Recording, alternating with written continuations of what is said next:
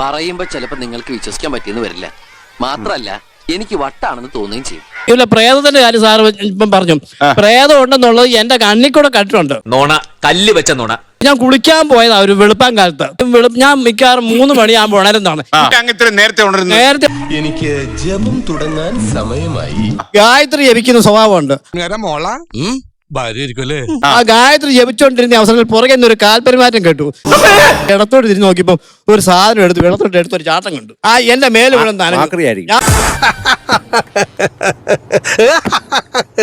3 മണിക്ക് എഴുന്നേറ്റ് പോയപ്പോഴാണ് ഇത് കണ്ടത്. 11 മണിയാവും ഉറങ്ങുമ്പോ. അതായത് 4 മണിക്കൂറാണ് ഉറക്കമുള്ളത്. ദയവായിട്ട് സമയമെടുത്ത് ഉറങ്ങണം. അല്ല, ചവിട്ടിയത് അണലിയാണില്ല. ഒരാൾക്ക് 6 തൊട്ട് 7 മണിക്കൂർ ഉറക്കം ആവശ്യമാണ്. കൃത്യമായിട്ട് ഉറങ്ങണം. ഉറങ്ങി വരണം. വല്ലാത്ത തലവേദന, ഞാനൊന്ന് കിടക്കട്ടെ. സാർ എന്തിന് എഴുന്നേൽക്കാൻ അലാം വെച്ച് കിടക്കുന്നു? സാറിന് ഒരു ആത്മാവിനെ വിളിച്ച് അവിടെ നിർത്തിയാ പോരെ? അതിനൊക്കെ ഒത്തിരി കാശാവില്ലേ മോനെ? ഒരു ചലഞ്ച് ഞാൻ ഏറ്റെടുക്കാം. നിങ്ങളുടെ വീട്ടിൽ നിങ്ങൾ കുഴിച്ചിട്ടോ, ഞാൻ എന്റെ റൂമിൽ ഇരുന്നിട്ട് അത് എവിടെ കുഴിച്ചിട്ടിട്ടുണ്ടെന്ന് കണ്ടെത്താം. അനേക വർഷങ്ങളുടെ തപസ്യ കൊണ്ട് നേടിയെടുത്ത സിദ്ധിയിൽ നിന്നുമാണ് എന്റെ പ്രവചനം. കൊളംബിയ ദുരന്തത്തിൽ മരിച്ച കൽപ്പന ചൗളയുടെ മരണം ഞാൻ പ്രവചിച്ചിരുന്നതാണ്. എന്റെ അച്ഛന്റെ അനിയനെ ഒരു 10-20 വർഷമായി കാണാതായിട്ട് താങ്കളുടെ വെറ്റില ജ്യോതിഷം കൊണ്ട് ഒന്ന് കേരള പോലീസ് ഞങ്ങൾ പരാതിയൊക്കെ കൊടുത്തായി. ഞാൻ ഒരു ചായ കുടിച്ചിട്ടില്ല. ഇതുവരെ കണ്ടുകിട്ടി പേടിച്ചു പോയതായിരിക്കും. സാറിന്റെ ചെറുപ്പകാലത്ത് ഈ പ്രേതങ്ങളെ കൊണ്ടെന്ന് സാർ വിശ്വസിച്ചിരുന്നു? വിദ്യാഭ്യാസം കൂടിയപ്പോ സാറിന് അബദ്ധം പറ്റി? അതൊക്കെ നാട്ടുകാർക്ക് അറിയാവുന്ന കാര്യമല്ല അല്ലേ?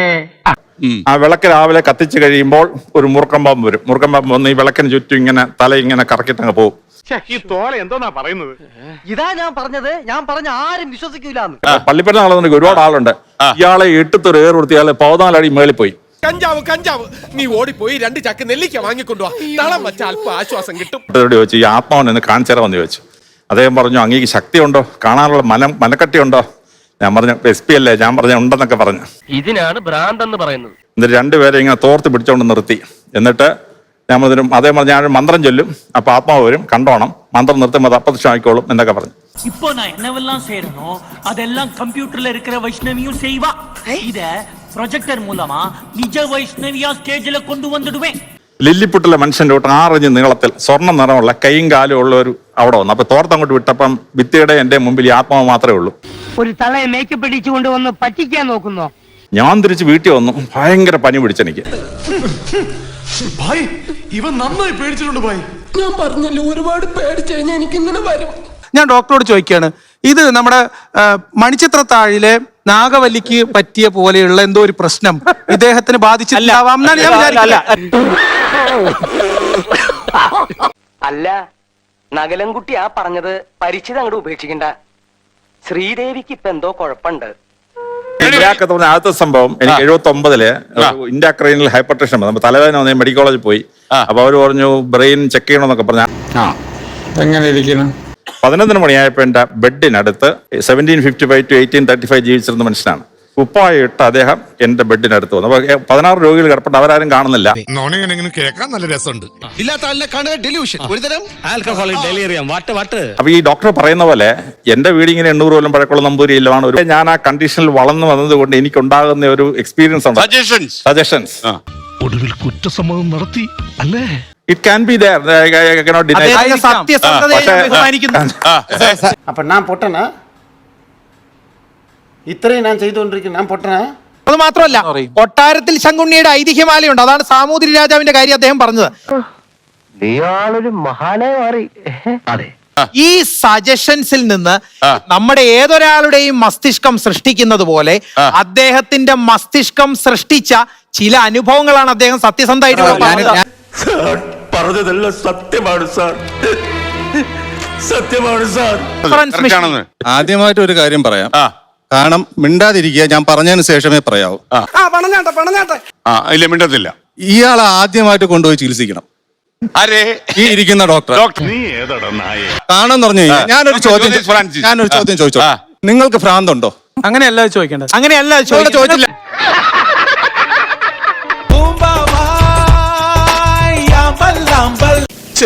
ഞാനത് ചോദിക്കരുതായിരുന്നു. എന്തെങ്കിലും ബുദ്ധിമുട്ടുണ്ട് എന്നുള്ള വിവരം താങ്കളുടെ വീട്ടുകാർക്കോ സുഹൃത്തുക്കൾക്കോ ഇതിനോടകം അറിയാമോ? ഇങ്ങനെയാണ് ചോദിക്കുന്നത്. ഇതിനാണ് അവനവൻ പാരാന്ന് പറയുന്നത്. വ്യക്തി അധിക്ഷേപത്തിന്റെ ഘട്ടത്തിലേക്ക് ഇദ്ദേഹം കടന്ന് എന്തുകൊണ്ടാണെന്നറിയോ? ആശയത്തെ ആശയം കൊണ്ട് നേരിടാനുള്ള ദാർഢ്യം ഇദ്ദേഹത്തിന്റെ കയ്യിലില്ല. അബദ്ധം പറ്റിയതല്ല, അബദ്ധം പറ്റിയതാണ്. എന്ത് പറഞ്ഞാലും അടിയോ, എന്ത് അടിമാലി ഫാമിലിയോ? ഇത്തരം അന്ധവിശ്വാസങ്ങൾ തകർന്നടിയുമ്പോൾ ഉണ്ടാകുന്ന ജാള്യതയാണ് ഇദ്ദേഹത്തിന്റെ വാക്കുകളിലുള്ളത്. കിട്ടിയാ? ഇല്ല, ചോദിച്ചു വാങ്ങിച്ചു. തെളിവുകളുടെ അടിസ്ഥാനത്തിൽ സംസാരിക്കണം. പറഞ്ഞ സിമ്പിൾ കാര്യം ഞാൻ പറയാം. ഉത്തരം മുട്ടുമ്പോ കൊഞ്ഞനം കുത്തുക. അതെ, ഇപ്പോഴും ഞാൻ പറയുന്നു, മാനസിക രോഗമുണ്ടോ ഇല്ലയോ ഞാൻ അതിന് ഉത്തരം പറയാം. സ്വാമിക്കോ എനിക്കോ അദ്ദേഹത്തിനോ മാനസിക പ്രശ്നമുണ്ടോന്ന് ഞങ്ങൾക്കോ സ്വാമിക്കോ തിരിച്ചറിയാൻ പറ്റില്ല. അത് കൂടി ഇരിക്കുന്ന ആൾക്കാർക്ക് തിരിച്ചറിയാൻ പറ്റൂ. താങ്കളുടെ ചോദിച്ചോ? അദ്ദേഹം ഒരു ഞാനൊരു കാര്യം ചോദിക്കാം. താങ്കൾ എന്ത് ശാസ്ത്രീയ ഗ്രന്ഥത്തെ അപഗ്രഥിച്ചാണ് ഒരാൾക്ക് മാനസിക രോഗമുണ്ടെന്ന് വരുത്തി തീർക്കുന്നത്?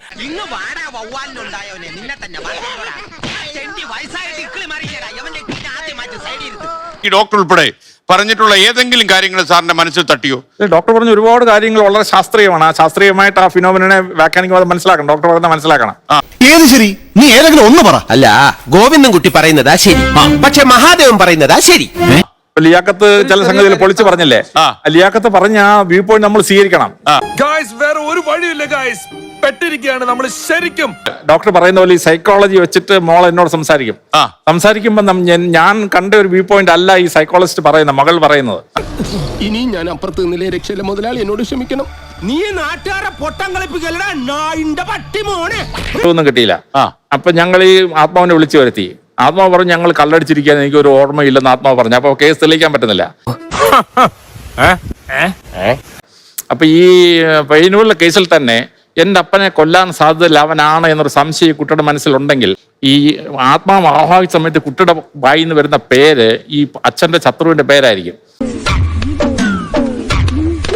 ഇയാളുടെ മൊഴിയായിപ്പോ ഏറ്റവും വലിയ കുഴപ്പമായിരിക്കുന്നത് അതവരെ ചുറ്റി വളച്ചു തിരിച്ച് സ്ട്രൈറ്റ് ആയിട്ട് ഈ മേഘം പോലെ വന്ന ആ സംഗതി രൂപം, ആ മുഖഭാവം തന്നെ പ്രേമിച്ച് മരിച്ച അവന്റെ മുഖമാണെന്ന് ഈ പെൺകുട്ടിക്ക് തോന്നിയതാവാം.